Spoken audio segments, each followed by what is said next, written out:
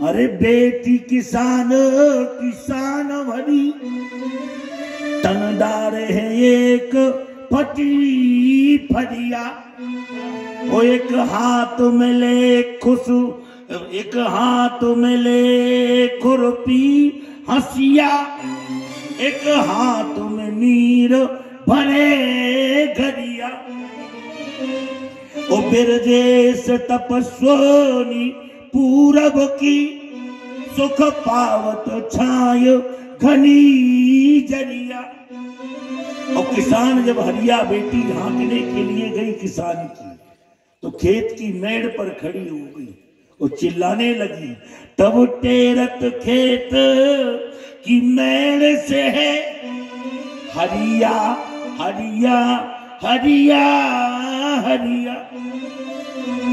वो तो पक्षी उड़ा रही थी हरिया हरिया हरिया, लेकिन हरिया कहते कहते अचानक क्या हुआ कि हरिया सुन के हरि आए गए।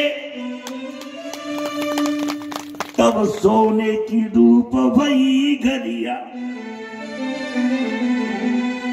की घरिया भी सोने की, और बेटी दमकने लगी दुर्गा की तरह।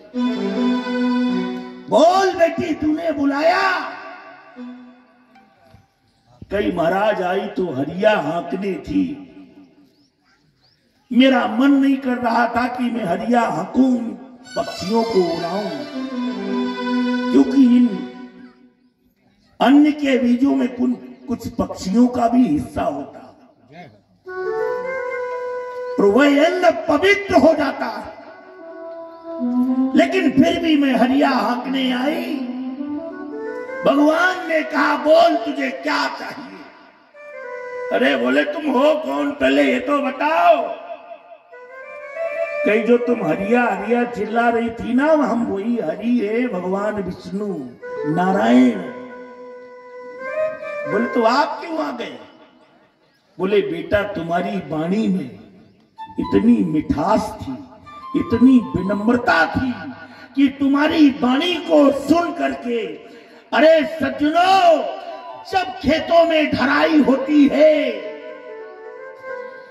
और आप अपनी मोटरें और पंप और शिफ्ट बदलते हैं, तो खेतों में लुके हुए किंग कोबरा सांप अपना फन दबा लेते हैं, कहीं किसान को नुकसान ना हो। लेकिन ये सफेद कपड़े में घूम रहे नेता रूपी सांप, ये अपना फन नहीं दबाते, जब मौका लगेगा मार ही देंगे पात्र में। लेकिन सब नहीं, कुछ अच्छे भी हैं। अगर मोदी नहीं आते तो खेल ही हो गया था देश का। तो आज मोदी है तो सब कुछ। मैं कोई वोट मांगने नहीं आया, वोट तुम अपनी मर्जी से देना, क्योंकि ये भागवत में लिखा है, ये आज का थोड़ी। भागवत में सब लिखा है।